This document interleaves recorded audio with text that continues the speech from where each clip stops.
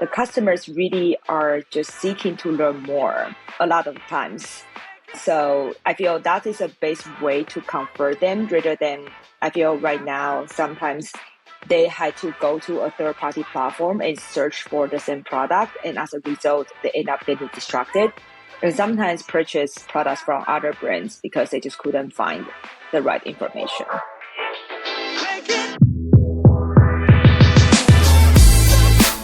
You're listening to Retail Remix, your inside access to candid conversations with the people shaping retail's future. Here's your host, Alicia Esposito. There has been a fascinating debate happening about the future of live shopping. Is it going to catch on in the US? And if so, will it ever reach the level of excitement and adoption that we've seen in China? And what's been interesting for me personally is seeing all of the different actions that platforms and solution providers are taking in order to drive that adoption. And granted, we've seen a shuffling of new developments from the key social platforms like Instagram, TikTok, others that are all trying to get their stake in the social commerce game. But there's a whole other category of solutions that are allowing merchants to create these live shopping experiences on their branded e-commerce site. So that's a whole other debate. Like, do we do it through a platform? Do we do it through an e-commerce site? And most of all, do we build these capabilities in-house or do we use a solution? So I wanted to bring someone in that is really immersed in this big conversation right now and is helping create a solution to make the whole process easier, especially for smaller and fast-growing brands.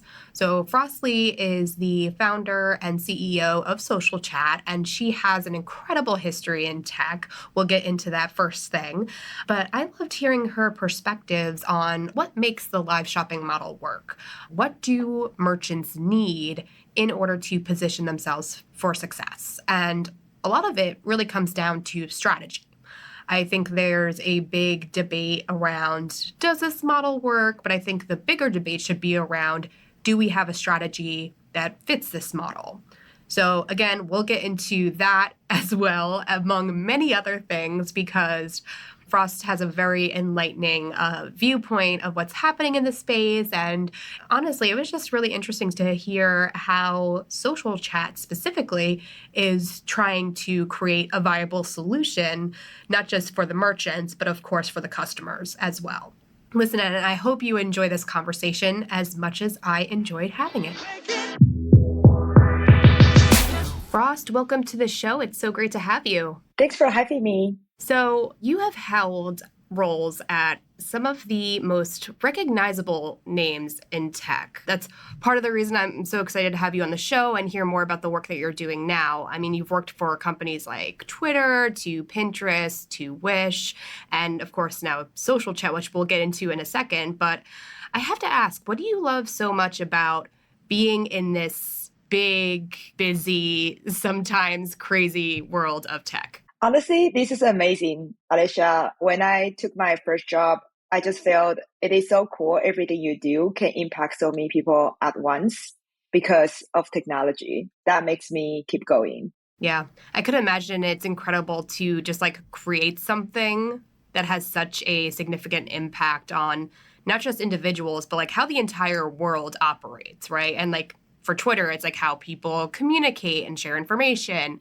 For, Pinterest, how people share ideas. And of course, for Wish, it's how people shop, right? And I do want to kind of get into your role at Wish for a little bit because you were their first hire in the growth side of the business. And, we're hearing a lot about growth roles, growth teams now. And you helped build a cross-functional team of about 30 people from scratch, which is no easy undertaking, I could imagine. Was there anything from this experience that reaffirmed for you that you maybe wanted to be a founder or start your own business? Because I feel like you can like doing the work, but being a manager, growing a team, like that's a completely different art and science. So did that help support or make the case for you at all? I think actually it's from the other angle. When I was building the function at Wish, I just continually thought about this is so great, which sold to users in 70 different countries, speaking in 40 different languages. And it's all only achievable because we use machine learning and technology. And I was just thinking about what if we can make this kind of solution for any kind of e-commerce stores, that they don't have to have a big engineering team and a big machine learning support for that. So I think that definitely inspired me want to create a solution for smaller or like just in general e-commerce stores. Got it. Got it. So that was kind of the tipping point that made you want to get into creating something for merchants specifically. Like, I guess my question is, like, when did that bug or itch to create something for retail really come to the forefront for you? Because I feel like there are these larger solution providers that serve like various categories, but it seems like social chat is kind of leaning into the brand and retailer sides of things. So was there a particular point in time where you're like, oh, actually retail is really fascinating and I want to dig a little bit deeper into that? So like, what did that journey look like for you? Yeah, absolutely. I think I was really lucky that I saw the side of running the business and grow the users I wish. And after I left the company, I started advising different kind of e-commerce brands. And that's the moment I realized these brands are so awesome. They source the products from the other side of the world and I really making them really, really cool. The only thing is just they need like marketing help or growth help to go to market, to keep their customers, to convert their users, or to even educate their customers why this is the right solution. So I just started thinking, instead of they all hiring their own engineering team, building the solution, it should just be a solution offered to them and they can focus on product development and all the cool things they have already been doing. So I think that was the tipping point. Got it. Got it. So you kind of looked at this from the beginning from the merchant side, actually, like, okay, I want to do this really cool thing, right? I really want to create this great digital shopping or inspiration type experience. But like the conundrum is like, do I outsource it or do I build a team, which costs a lot of money? So you're trying to close that gap for them by making it easier for them to outsource it. But was there anything else that kind of inspired you to start social chat? Like, did you think anything was particularly missing from the tech landscape or any specific challenges you were hoping to address? I always love to hear like the backstory of how founders come up with specific ideas and bring them to market. Yeah, absolutely. I think there was a really big shift over last 2 years, not only because the pandemic, but also because Apple and Google, they made a lot of changes around the privacy policies of their users. So for advertisers, it got harder and harder to get the information of their users from third-party platforms. I can give you an example. So before you visit a store, and then the internet kind of just knows exactly what you visit, and everywhere you go, you are seeing exactly the same ads, exactly the same content. And Google and Apple is making it really, really hard and basically going to be completely impossible after Google stopped their support of third-party cookies in Chrome next year. So basically, instead of relying on these third-party platforms to track their users, now is really the time for the retailers and the brand to directly connect with their customers, directly really building the community on their website instead of only on the third-party platforms. So really there is a need out there for the brands to keep their customers around at this time. We're definitely going to dig into that because, that's definitely a conversation that we've been seeing accelerate and heat up a little bit as of late. But before we get too deep into the nuances and the intricacies of social chat, like at a high level, let's break it down for, the listeners right now. Like, what are the objectives of social chat and what is kind of the value proposition or core solutions that are a part of the company? Yeah, absolutely. We make it super easy to make the customers feel as they were shopping in the store. From the in-store or like on the e-commerce store, live shopping experience to all the video-driven shopping experience wherever they go to a different product page or learning more about the different services on the website, they will see relevant content automatically recommended to them based on their shopping behaviors and what they were looking for.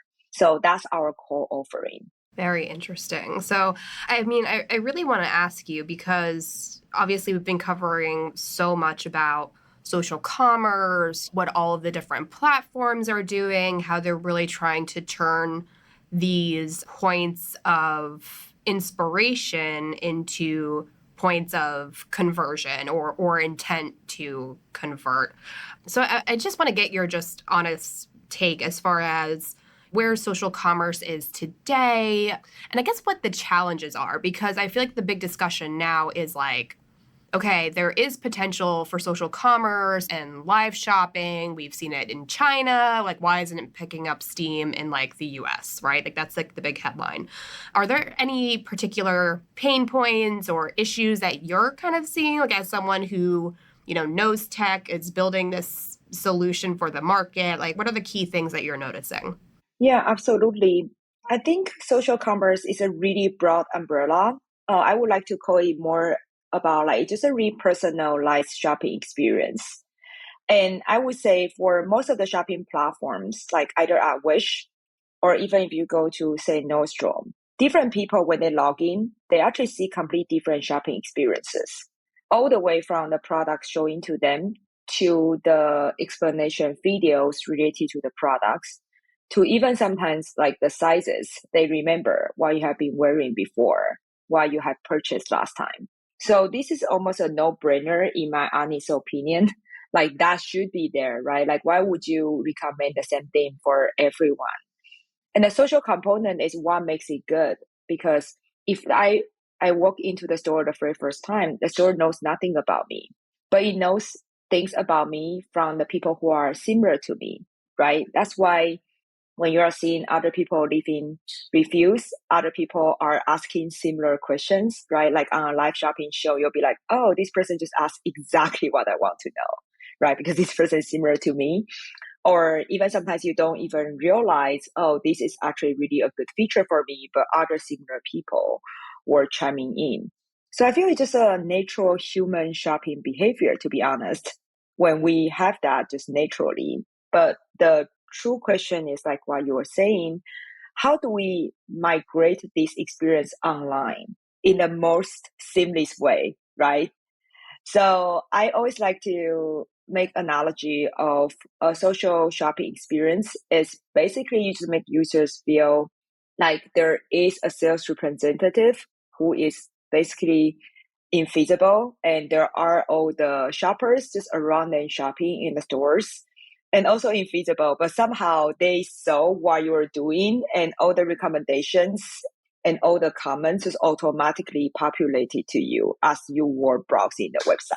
That's very interesting. So, with that in mind, I mean, is it possible for us to kind of walk through what this kind of live experience looks like? Like, it's posted on the branded e-commerce site, right? Like, does it amplify across different channels? Like, again, like the big discussion I feel like, especially for these live experiences, is should it be on an external platform? Should it be owned and on the branded e-com site? So, what does this look like for social chat? Like if there's a consumer that say wants to interact with this type of experience. And I mean, maybe we walk through a hypothetical or an example of, what that journey looks like, just to give people all of the details. Absolutely. So just imagine you walk into a store, like you enter an e-commerce website. As you were just browsing around on each product page, the user will see the recommended videos that is relevant to them based on their browsing history. And they can either RSVP to an upcoming live event that is recommended to them or watch a video or a past live streaming event out there. And as they were signing up for the future events to learn more about this, the system also learned what they were interested in. So we automatically recommend them relevant products and relevant content they'll be interested in. So in other words, instead of showing them like, okay, what is next, just by chronicle product launch, we show them what is relevant to them. And when they actually come to a live shopping experience, they can easily interact with the host, asking relevant questions, seeing what other people are talking, and they can shop right there while they are watching the stream.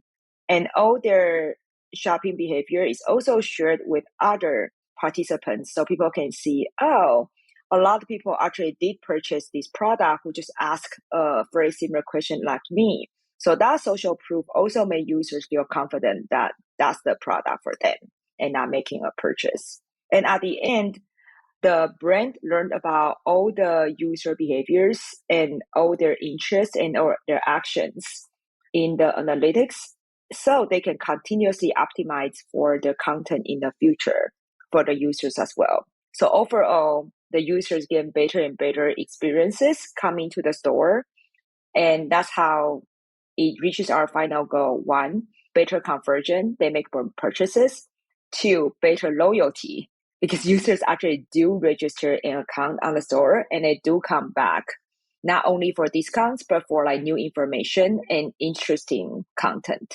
Right. That's really interesting. So it's really like the magic of the live stream where you're interacting in real time with someone. They're walking through, a certain collection or new product drop or must-have items for fall, right?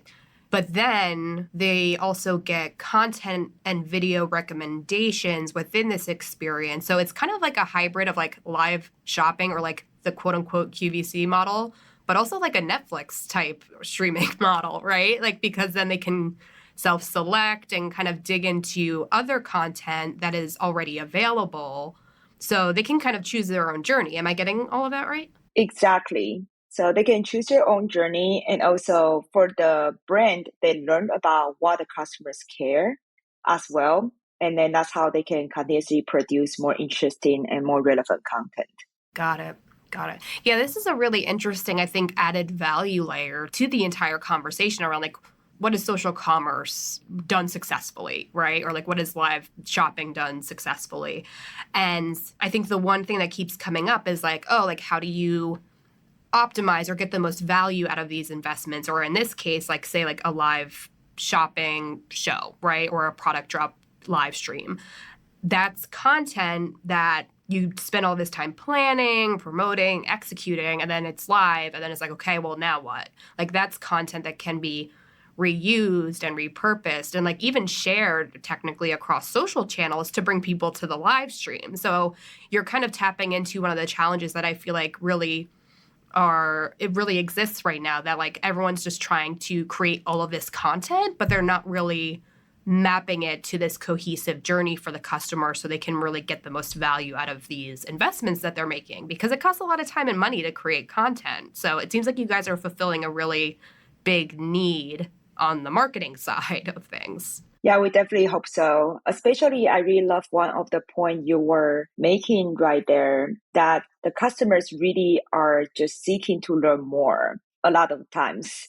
So I feel that is a best way to convert them rather than I feel right now, sometimes they had to go to a third party platform and search for the same product. And as a result, they end up getting distracted and sometimes purchase products from other brands because they just couldn't find the right information. Yeah, that's great. So you brought up data or metrics a few times, and that's definitely an area of interest for me because I feel like anytime people talk about social commerce or, the impact of social advertising, everyone's response kind of varies depending on their goals, which is why it's so interesting, right? And why it's so important to have a sound strategy built around those goals that the brand has.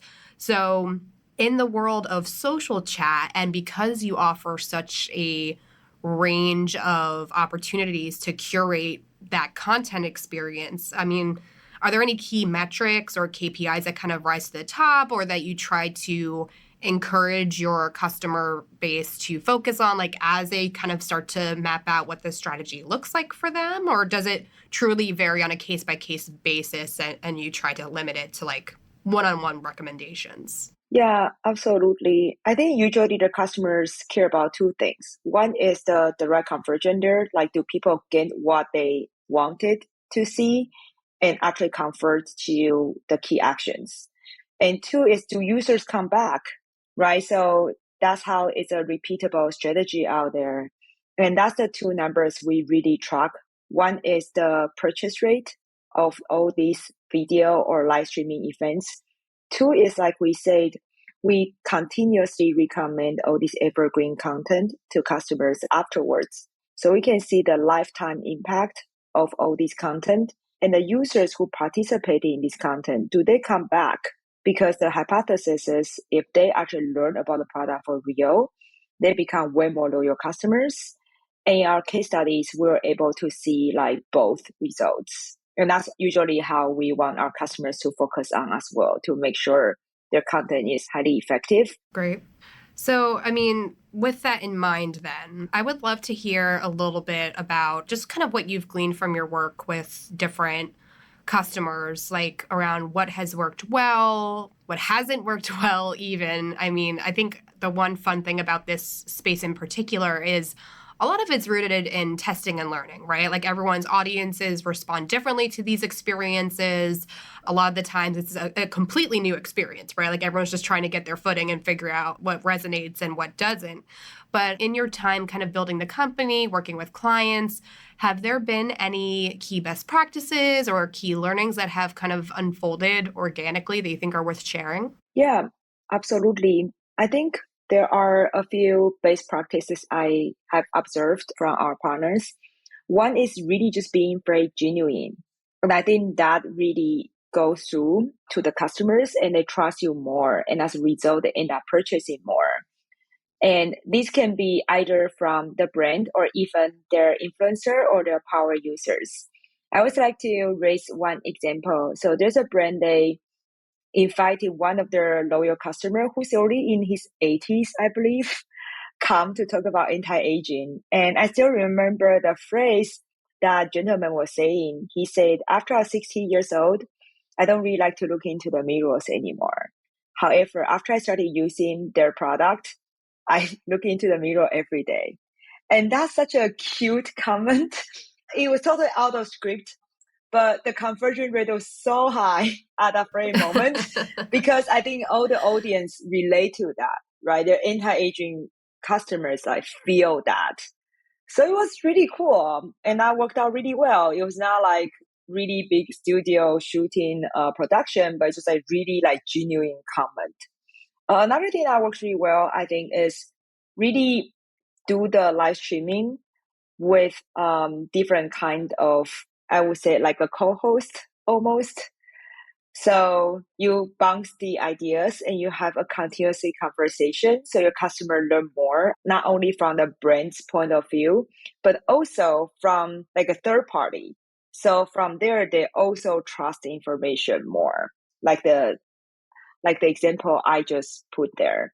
Something that I've observed in some of the live streaming that I felt that could be really work much better is sometimes we do like really, really long streaming sessions. So I don't know if you have ever watched any of those. That worked really well in China or Japan where people have like really long commute hours and then they are in public transportation. So they can be like watching the stream for 2 hours. But in the US, we don't really have that time in commute. And if people are driving, they fundamentally couldn't really indulge the same.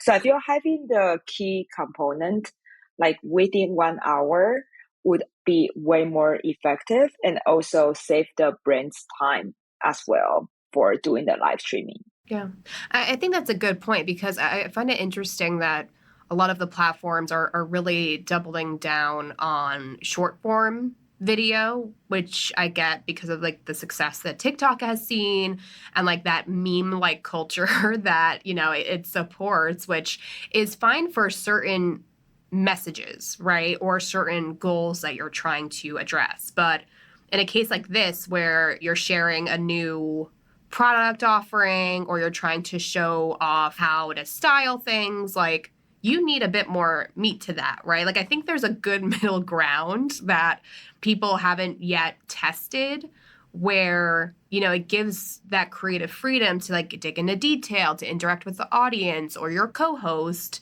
but it's still short enough where it's like, okay, you don't need to do like several hours of content just because, you know, you have the ability to. So I think that's a really, really strong takeaway that I would encourage everyone listening right now to take note of because like I'm a big proponent of like the message should guide the medium, not the other way around. Like start with a goal, start with your mission and the messaging that you want to put forth, and then figure out your strategy from there, which I guess leads me to my close to final question for you, Frost, is we're at this juncture where I feel like a lot of brands are testing live shopping, live streaming, they're testing social commerce, or some are just like hanging back and like trying to see where all of this shakes out.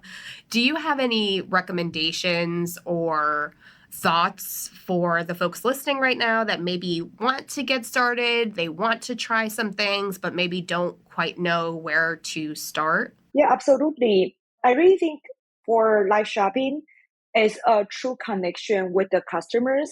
So just don't worry. I think a lot of the brands, like you said, were hesitant because they're worried about, I must find a perfect host who can do something that is just like super, super great at all times. But really, like the example I just pulled out, this 80-year-old customer, he barely knew how to use like technology, right? And he definitely doesn't really stream a lot, but that genuine input is what actually really comfort your customers.